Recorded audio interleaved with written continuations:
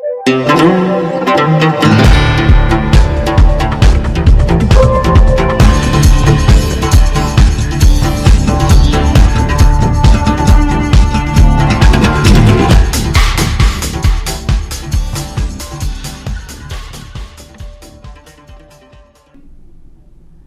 and welcome to InFocus. This is Jabbar Al-Ubaidi. In this episode, we'll introduce you to different countries from the continent of Africa. The group we are hosting here in the studio is from different countries from Africa, and they are part of the Mandela Washington Fellowship program for young African leaders. And this program actually introduced by the department or the U.S. Department of State with funding provided by the U.S. government and actually managed and administered by IREX. IREX is, in this case, is a third party. Bridgewater State University hosting 25 fellows, and we will introduce all of them to you. And I hope you email me if you have any question later. We can also contact them to get more information, because the purpose is really to expose you to three things. One is the history and probably the name of the country, the capital of these countries, which we need to know. Secondly is the cultural aspect of what the culture looks like in these countries, and probably a little bit of educating ourselves about the traditions in these different countries. With me also in the studio, and you're going to see it on the camera, is Dr. Wenkar To, is the Assistant Provost for Global Engagement. And I would like you, Dr. To, to give me some highlights about the program. I know the program is, you are implementing what we call it public administration, with the track is management. So could you shed some light on that? Yeah, thank you, Dr. Al-Baidi. Thank you for your invitation for us to come to the studio to talk about the Mandela Washington Fellowship Program.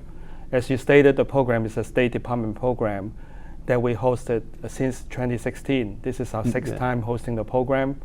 And as you said, the track is called Public Management. So these are public managers and leaders who come here from almost 20 African countries, and they're here for 6 weeks, from the second week of June to the third week of July. Yeah. So they're coming here to learn about public management. So what public management involves, Justin? Well, it involves different areas of leadership and organizational behavior and management in connection to their disciplines. And we have a number of professionals who come here from different disciplines, ranging from the medical profession to the legal profession to the educational fields, and also others. So they're here to learn about how they become better leaders, what we call the Young Leaders, Young African Leaders Initiative. So they learn about different areas of leadership training, also about different areas of public management. Well, thank you, and thank you for actually our fellows here. The 25 of them. Well, it's not 25 actually. Sorry, we are missing some. So I would like you guys to start with your name and your profession, and please, if you can, introduce your country, however you like, just in brief. And we'll start from South Africa. Thank you, Doctor. My name is Chaba Zubella. I'm from South Africa. I'm a chemical engineer working in the civil service of South Africa.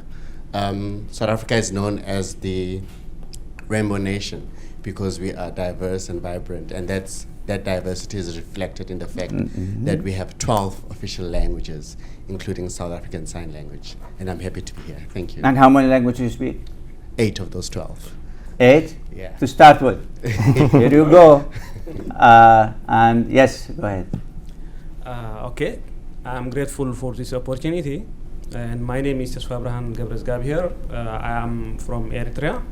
Eritrea is a young country found in Eastern Africa. There I work as a regional court judge, and Eritrea is, even if it is a young country, it is still a diverse country with 9 ethnic groups, and it's very beautiful country with longer coastlines. So I invite everybody to visit us. Thank you. Thank you. Invitation is accepted. If you just join us, this is InFocus, and we are hosting numbers of the young African leaders. They are really leaders, so I hope you pay attention to that. And yes, go ahead. Hello everyone, I'm Fadimata Waletaratam. I'm from Mali. Well, Mali is known for Timbuktu, which is in the, how do you say it, in the UNESCO Patrimony, if it says like this. And I'm the head of mission in the office of the Prime Minister in my country. And I'm an advocate for education for all also. And yeah, please visit. Yeah, education for all. Yeah. Yes, go ahead, Doctor. Okay, thank you very much. I am Dr. Jinembo Esther. I work with the UN to support countries in Africa prevent and control non-communicable diseases.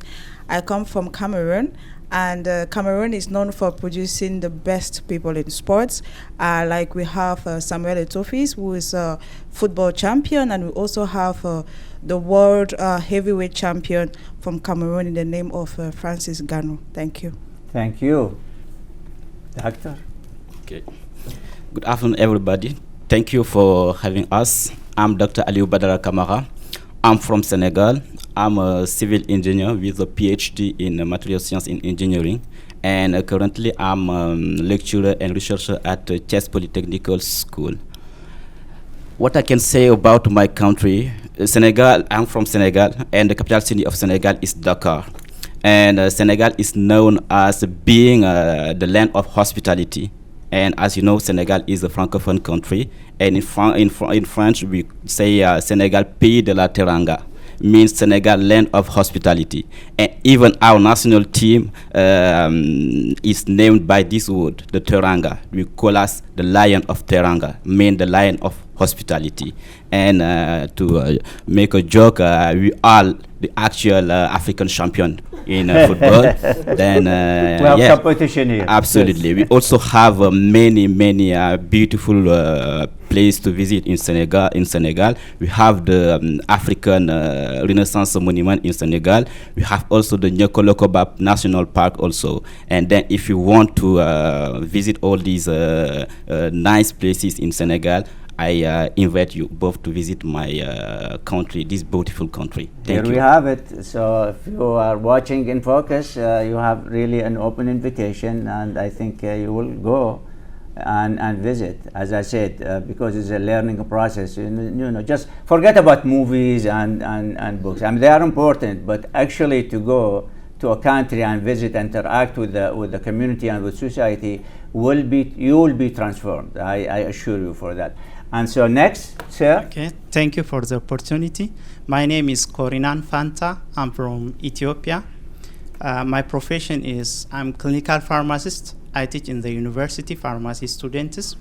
To say something about my country, Ethiopia is the second most populous country in Ethiopia. We are 110 million populations, and it is also the most diverse one with around 81 ethnic groups and 81 languages. Obviously, the capital city is Addis Ababa. One thing we are known by is we produce the best coffee in the world, and we're known by producing the best coffee. That's all in short. Coffee, we need coffee. Hello, Dr. Jabbar. Yes. Thank you very much for having us. My name is Bumba Siamalube. I am from Zambia. I would say something about my country. It's home to the Victoria Falls. The biggest falls actually in the world. When it actually when the water goes down, it actually rains, and we call it the storm that thunders. So everybody is actually welcome to visit. We are very welcoming, friendly people. You will definitely feel at home if you visit my country. I'm an economist by profession, and I've been welcomed in Bridgewater, something I think I'm really hoping to take some values back home. And in my work, I actually focus on girls' education. As I say, I come from a very beautiful people, so inclusiveness and ensuring that we empower those that are vulnerable is something that is key to us. Thank you. Thank you so much. Thank you also for the invitation. Yes, doctor, go ahead. Okay, thank you for the opportunity. My name is Samuel Okerinde. I'm from Nigeria. The capital of Nigeria is Abuja. The economic capital is Lagos. Nigeria is the most populous country in Africa with over 200 million people, and that is why we are called the giant of Africa.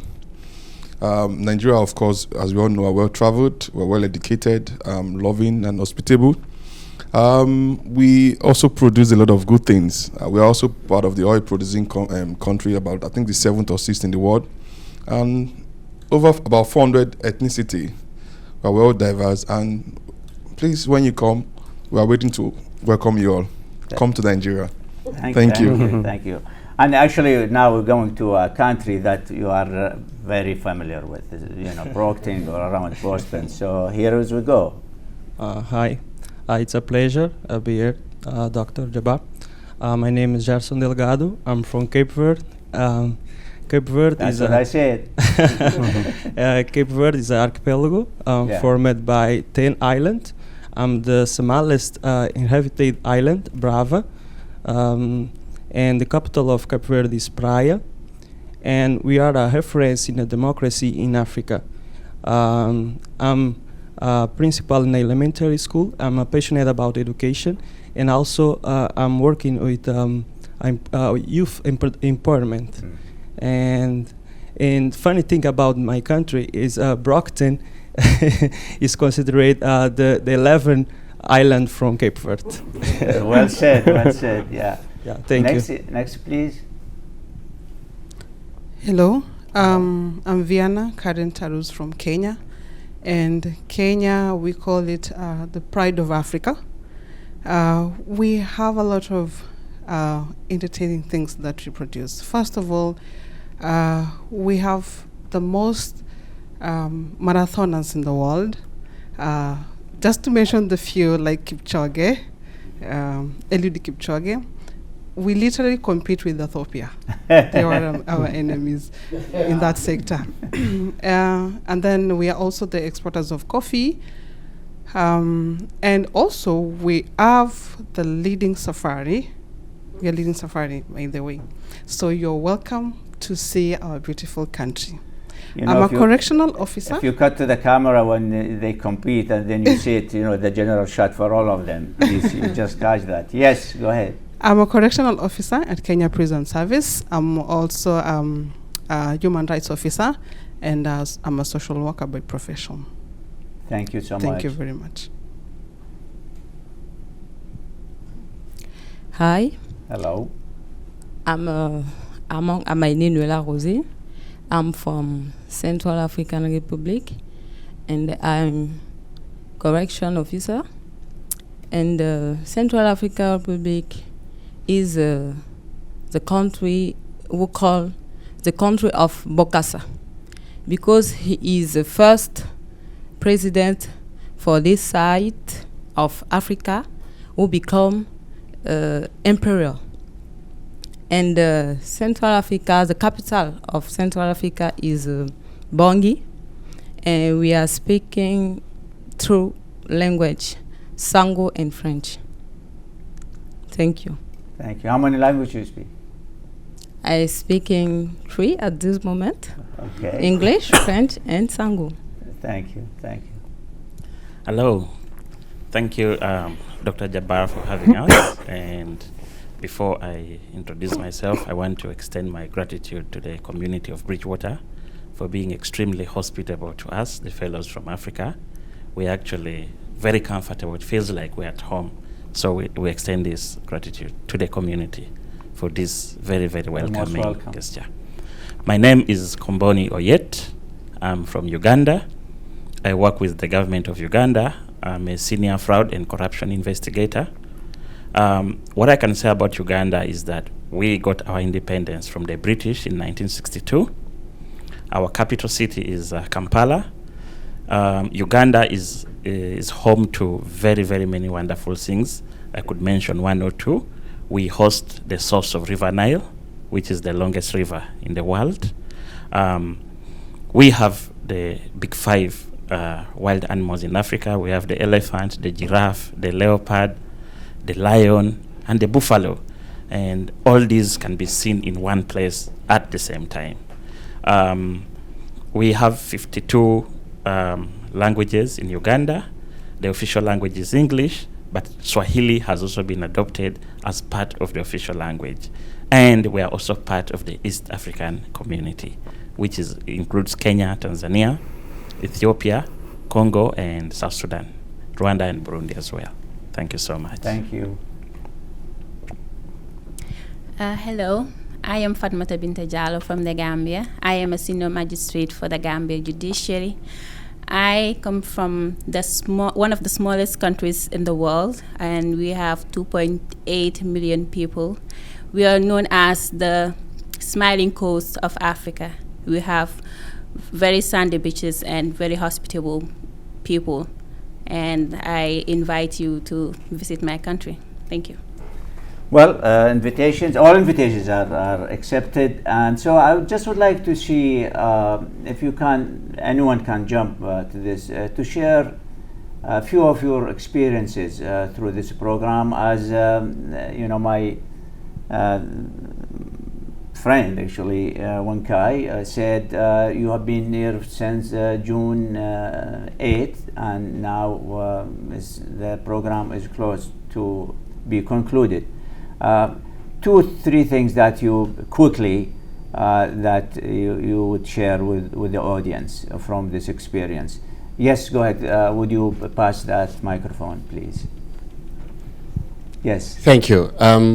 So first of all, we were all very happy about the community interest in the fellowship. I think it was great to see how the community came together to welcome us, to help mentor us, to show us around. So that for me was also a very welcoming point. It made us feel very warm.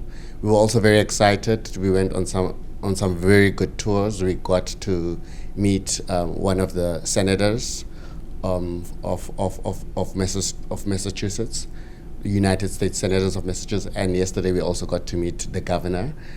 We visited the State House, so we've had some really interesting experiences. It's good to see, and it's good to have an exposure of how the democracy of America works, to see how they deal with some of the challenges that they have. Some of these challenges are also similar to the challenges that we face in our home countries. So it has been a good learning experience for us in trying to identify lessons that we can transfer back home and hopefully implement. Thank you so much for that. Somebody else, please. Yeah, go ahead. Thank you very much, Dr. Jabal. I think something that I have really appreciated about the fellowship has been the fact that the teaching and learning itself has been trying to identify how the community actually operates, and something Sichaba said is the community is involved in the university itself, and they're part of the university. So the university is just not educating people to get degrees and go out there and change the world, but actually solve the problems back home. And you see this through the teaching and learnings that we have, that are very more practical. We get to meet with the community quite very often. They get to share the experience with us, the challenges with us, and how they deal with those. And that learning process is something that I hope to share back home when I go back home, in the sense that you see how a school or university is there to serve the community that it actually exists in. What sort of challenges that the community has, and how does that institution contribute to that? So it's not just an institution for learning, but a source of information, a source of solutions for the economy in which it exists, and something that I've seen very prominent in Bridgewater State University. We've had a lot of, I think, visits from community members, and I think we still have a couple more left with them, and I hope to learn more and share those experiences with people back home. Thank you. Any of our female guests, please? All right, I would say my expectations, rather, what I was expecting to see were actually different from what I am seeing, because I came to America with the view of America being a very dangerous place, and I was already watching out for someone who would just open and fire a gun and kill people, and everybody minding his business and very unsafe. So I was coming very prepared for that, but I can say for what I've seen in Bridgewater City, it all depends on where you are in America. America is not what you see in movies. Actually, I've found Bridgewater to be a very safe place, a very hospitable place, to be a place, a residential place, very welcoming.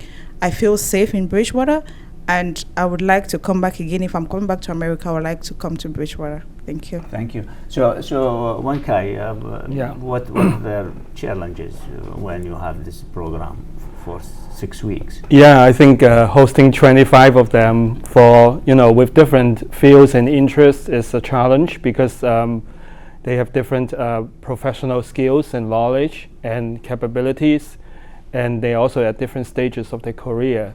So we would like to design a curriculum that fits all their interests that are commonly applicable for all of them, but we also like to really cater to each discipline and really do something for each of them.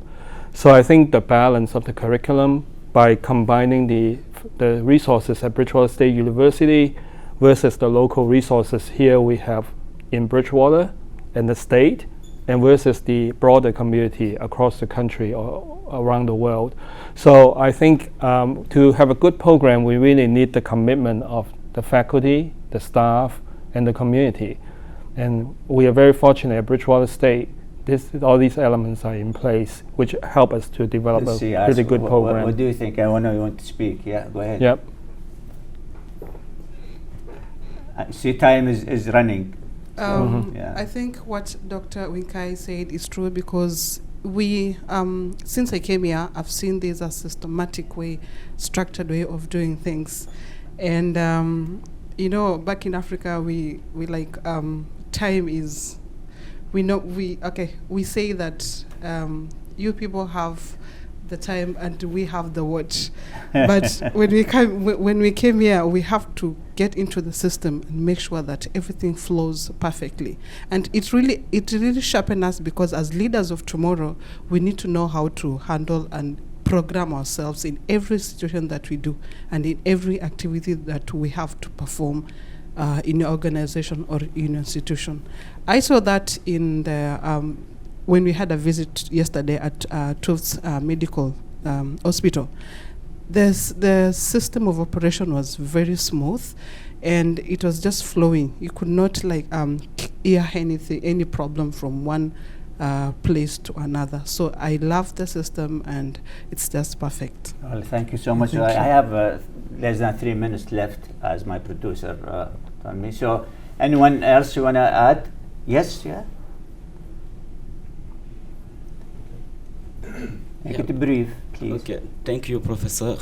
I would just to add that we are young African leaders, and as young African leaders, why we are selected to be here. Before coming here, we all have a vision for our respective country. And once here, we are training ourselves to move some things forward in our respective community. And when we came here, weeks ago, we are learning many things in leadership through a site visit also. And these new knowledge we are learning can help us in the fulfillment of our vision once in our respective country. Thank you. Somebody else? Yeah, sure. Maybe one more thing. One experience that I had is that when you're walking on the road going back to Crimson, offering Crimson to Bears Den, and you meet a member of the community, they literally move out of the way, which is the most hospitable act I have seen in America, because no one does that. People just move away so you can pass. And to me, I just want to pass my regards to the community. Thank you so much for having us and showing us all this level of hospitality. I have 1 minute. Okay, I just want to appreciate the U.S. Department of State, HIREX, for giving us the opportunity to come learn the American system and also share our experiences. It's really been a wonderful time learning, and we hope to apply this when we get back to Africa. Yeah. Thank you very much. Pass it, yeah, go Fatima. Yes, I would like to say thank you to the community and thank you to all the institutions that we have visited. A big thank you. We have learned a lot, and we promise that when we get back home, we'll implement everything so that we can move our countries forward. Thank you very much. Thank you so very much. We are really proud. I'm very honored to have you too. And so in 30 seconds, you're gonna say something.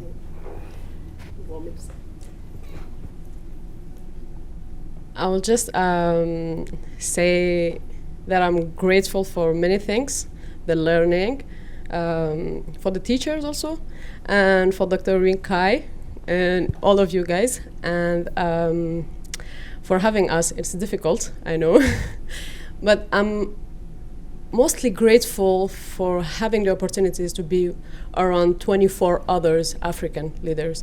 It's kind of a big deal because it's for our continent, and we have to work like together. This opportunity is for us to be in a unite system, like to create bonds and to make things greater for our continent mostly. And yeah, thank you all. No, thank you so much for that. And this is I think I would say this is my conclusion. It's well said. Thank you for watching InFocus, and hope to see you in the next episode.